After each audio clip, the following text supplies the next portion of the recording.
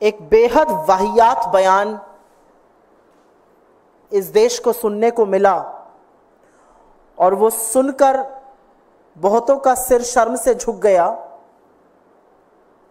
और बहुत लोग बेहद आक्रोशित हुए।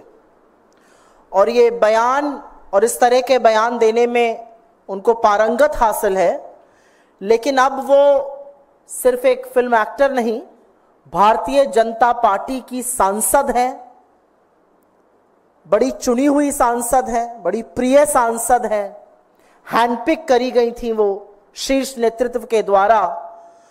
कंगना रणावत ने कल कहा कि किसान आंदोलन के जो किसान थे उनको बलात्कारी और हत्यारा बताने का काम किया। इस देश के अन्नदाताओं के खिलाफ ऐसे शब्द शायद ही किसी राजनेता ने इस देश के लंबे इतिहास में कभी बोले हों। इस देश के अन्नदाताओं को बलात्कारी और हत्यारा बताया और उसके बाद यह भी कहा कि ये जो सारा किसान आंदोलन था, जो किसान अपने हक की, अपने अधिकारों की, अपने सशक्तिकरण की लड़ाई लड़ रहे थे, जो प्रदर्शन शांतिपूर्ण था, जहां 700 से ज्यादा किसानों की शहादत हो गई, जहां 1.25 से 1.5 साल तक किसान खुले आसमान के नीचे गर्मी, पानी, बरसात, आंधी में, ओलों में बैठे रहे, वहां पर इनका कहना है कि ये अमेरिकी और चीनी शक्तियां ऐसा कर रही थी। अमेरिका और चीन हमारे देश में दखलंदाजी कर रहा था, अस्थिरता पैदा कर रहा था किसान आंदोलन करा के। तो जाहिर है इस पर आक्रोश होना था। जाहिर है इस देश की रीढ़ की हड्डी किसान है। जाहिर है कि जो किसान धरती का कलेजा फाड़कर अन्न उगाता है, उसको चिंता नहीं कि गर्मी हो, आंधी हो, पानी हो, बरसात हो, ओले हो, वो अन्न उगाता है, हमारा पेट पालता है। उस किसान को अगर बलात्कारी और हत्यारा कहा जाएगा तो आक्रोश होगा। और एक बात यह भी सच है कि किसान चाहे पंजाब का हो, चाहे हरियाणा का हो, चाहे उत्तर प्रदेश का हो, चाहे कर्नाटका का हो, यह असम्मान तो कोई नहीं सहेगा। तो आक्रोश बहुत हुआ और सवाल हुआ बीजेपी से कि क्या ये आपकी सांसद कह रही हैं या ये आपका आधिकारिक स्टैंड है? क्या आप भी आंदोलन करने वाले किसानों को, हक के लिए लड़ने वाले किसानों को हत्यारा और बलात्कारी बताते हैं? क्या ये आपकी सरकार का मत है? क्या ये आपका मत है? अपना स्टैंड क्लियर कीजिए। तो आज एक रेयर मूव में, क्योंकि हरियाणा का चुनाव भी पास में है और आगामी हार तो ऐसी है कि चुनाव टालने की मांग हो रही है। पता है कि 240 पर लाकर देश के मजदूर और किसानों ने सबक सिखाया है, अभी हरियाणा बिस्तर बोरिया बंधवाने वाला है।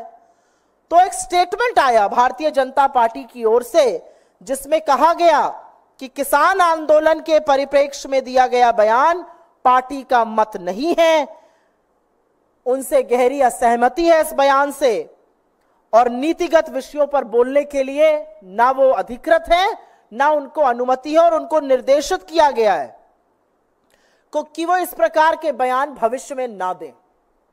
तो हमारे इस मंच से कुछ सवाल हैं।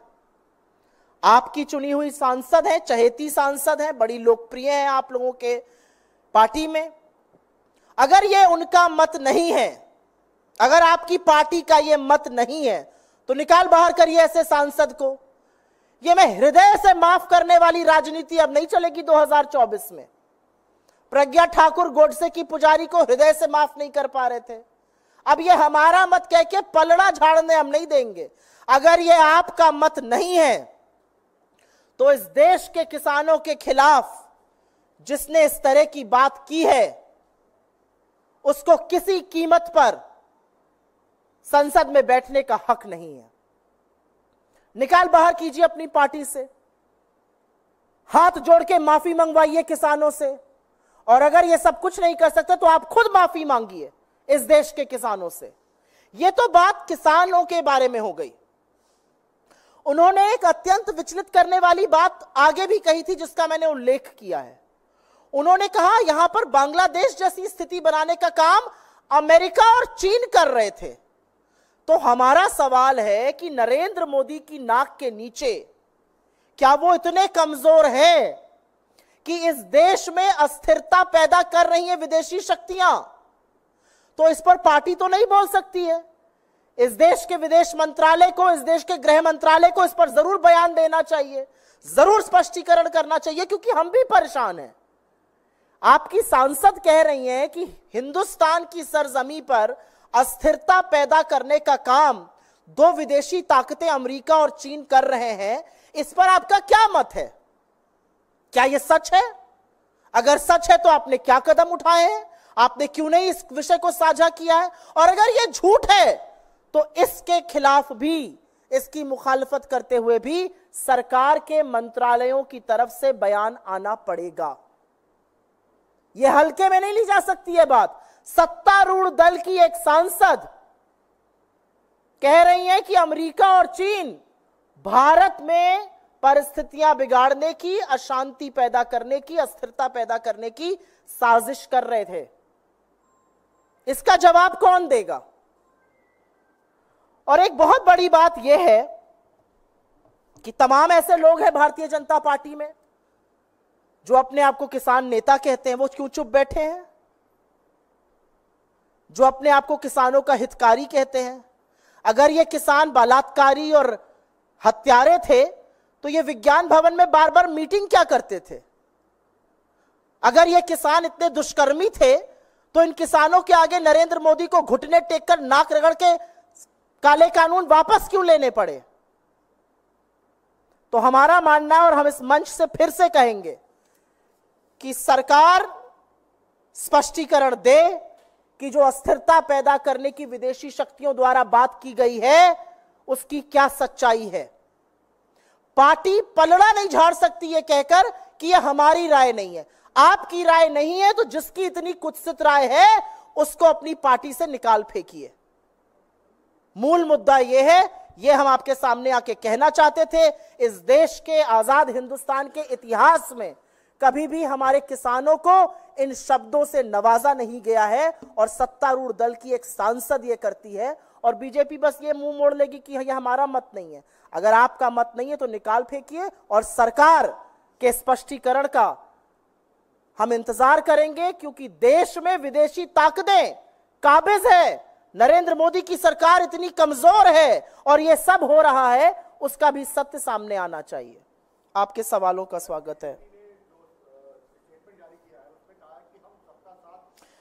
जी हाँ, ये बहुत योगी आदित्यनाथ ने जो बयान दिया है आज की बटेंगे तो कटेंगे, बांग्लादेश जैसा हाल हो जाएगा, इसलिए एक रहें, नेक रहें, सुरक्षित रहें। मैं आप लोगों के सामने एक बात बोलना चाहती हूं। आज श्री कृष्ण की जन्माष्टमी है। श्री कृष्ण प्रेम का स्वरूप है, श्री कृष्ण समर्पण का स्वरूप है, वो अविरल है, वो आनंद का स्वरूप है। और ऐसे प्रेमी श्री कृष्ण की जन्माष्टमी पर इस तरह का वैमनस्य, नफरत में डुबोया हुआ वक्तव्य उत्तर प्रदेश के मुख्यमंत्री का, और वो भी श्री कृष्ण की जन्मभूमि पर, बेहद निंदनीय है। कुछ नहीं तो आज के दिन का ही थोड़ा अपमान न करते, कुछ नहीं तो आज के दिन की थोड़ी लाज, थोड़ी मर्यादा आज के दिन की रख लेते। भाजपा का जो कंगना रनावत का वक्तव्य है, वो कहता है भारतीय जनता पार्टी सबका साथ, सबका विकास, सबका विश्वास और सबका प्रयास इत्यादि इत्यादि जैसे खोखले शब्द हैं। भारतीय जनता पार्टी का योगी आदित्यनाथ के वक्तव्य के खिलाफ स्टेटमेंट कब आएगा? अब तो हम ये पूछना चाहते हैं।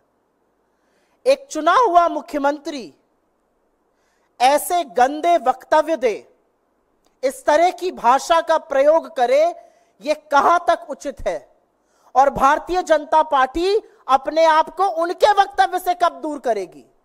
और मुझे दुख इस बात का है कि योगी जी आज कृष्ण जन्मभूमि जाकर वहां पर आरती करने के बाद इतनी गंदी और इतनी अमर्यादित बात कहते हैं। कुछ नहीं तो कृष्ण जन्माष्टमी की मर्यादा को आपको बरकरार रखना चाहिए था। एक और मुख्यमंत्री बीजेपी के, उन्होंने भी बयान दिया है कि मध्य प्रदेश के सीएम मोहन यादव ने कहा कि भारत में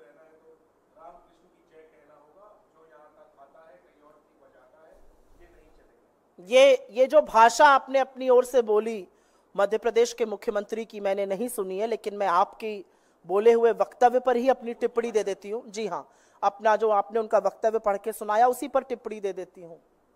मोहन यादव जैसे लोग लोकतंत्र को नहीं समझते हैं, वो इस देश की संस्कृति को नहीं समझते हैं, वो इस देश की आत्मा को नहीं समझते हैं। इस देश की मर्यादा में श्री राम है, इस देश के प्रेम में भगवान श्री कृष्ण है। तो श्री राम और श्री कृष्ण का नाम लेकर अपनी गंदी राजनीति मत चमकाइए। आप लोगों ने लोकतंत्र की हत्या कर दी है। आप लोग लोकतंत्र के नाम पर वो काम कर रहे हैं जो गुंडे और अपराधी और माफिया करते हैं। आप लोगों ने वो कदम उठाए हैं जो कोर्ट कचहरी पर ताला लगाने की समान है। आप लोग न्यायपालिका से बाहर जाकर बनाना रिपब्लिक चला रहे हैं। तो सब कुछ कीजिए, हमारे देवी देवताओं का नाम मत लीजिए।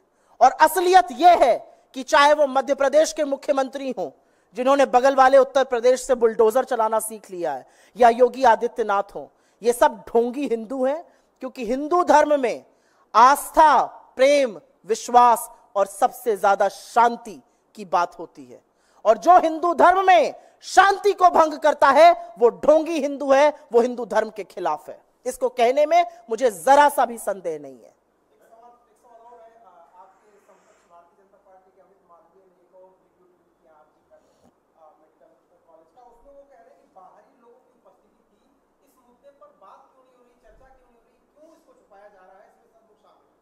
भाई कौन छुपा रहा है? सीबीआई जांच कर रही है, सीबीआई सेंट्रल एजेंसी है, सीबीआई को केस सौंप दिया गया है। आप लोग गिद्धों की तरह बैठकर रेप पर राजनीति कर रहे हैं। आप बंगाल पर बोलते हैं लेकिन बदलापुर पर आपके मुंह पर ताला लग जाता है। आप महिला सुरक्षा की बात करते हैं मंच से प्रधानमंत्री, लेकिन ब्रजभूषण से लेकर कुलदीप सिंह सेंगर और चिन्मयानंद को संरक्षण देते हैं। आप बात करते हैं नारी सम्मान की, उत्तर प्रदेश की सरकार चिन्मयानंद का केस विड्रॉ करने की बात कर रही है। आप बात करिए ना, गुजरात से लेकर असम तक आप किसी महिला मुद्दे पर बात नहीं करिएगा, आप सिर्फ जबानी जमा खर्च करिएगा। आप तेरा रेप वर्सेस मेरे रेप की राजनीति करिएगा। जो बंगाल में हुआ वो भयावह है और उसकी जितनी भर्त्सना की जाए कम है। और मुझे फक्र है अपने नेता पर जिन्होंने सबसे पहले उस मसले पर बोला। लेकिन मुझे इस बात का भी फक्र है कि हम बंगाल में भी प्रदर्शन करते हैं और हम बदलापुर में भी प्रदर्शन करते हैं। हम बंगाल में प्रदर्शन करके बदलापुर पर चश्मा नहीं लगा लेते बीजेपी की तरह।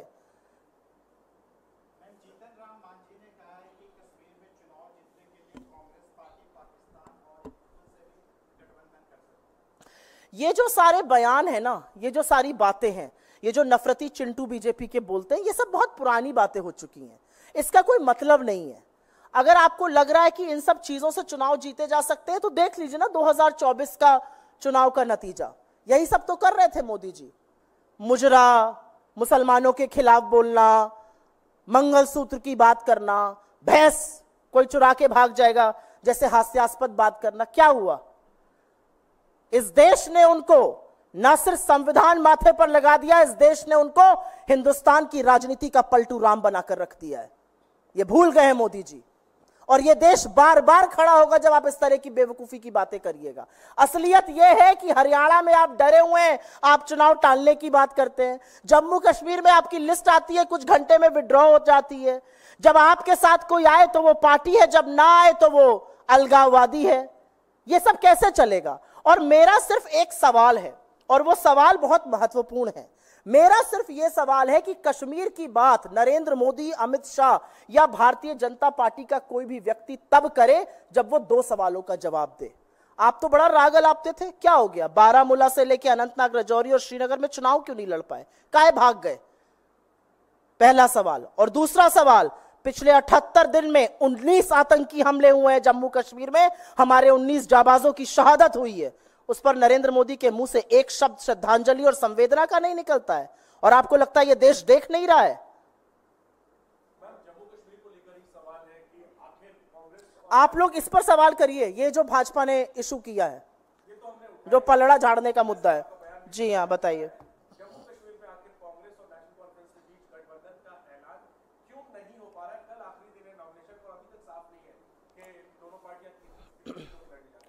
देखिए, लोकतंत्र में जब दो पार्टियां बैठकर डिस्कशन करती हैं, जब दो पार्टियां बैठकर सोचती हैं कि कैसे चुनाव लड़ना है, कौन सी सीट से कौन लड़ेगा, हम बीजेपी की तरह दमन तो नहीं कर देंगे कि तुम हमें सीट नहीं दोगे हम तुम्हारे पीछे ईडी भेजेंगे, हम ये सब तो नहीं करेंगे। लोकतंत्र में विचार विमर्श कंसेंसस मेकिंग से होता है। अभी वक्त है, आप लोग घबराइए मत, कैंडिडेट्स की सूची जल्दी निकल आएगी।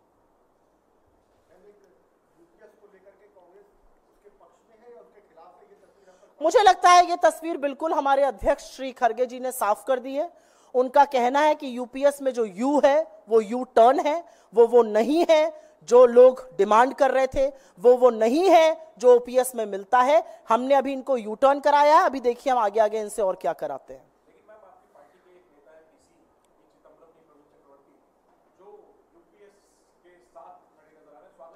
मुझे ऐसा लगता है मैं अधिकृत प्रवक्ता हूं, मैंने आपको अपने अध्यक्ष के वक्तव्य का ब्यौरा दिया है, हमारे अध्यक्ष ने इसको यू टर्न बताया है। उसके आगे मैं किसी और के बयान पर टिप्पणी करूं, मुझे नहीं लगता वो ठीक होगा।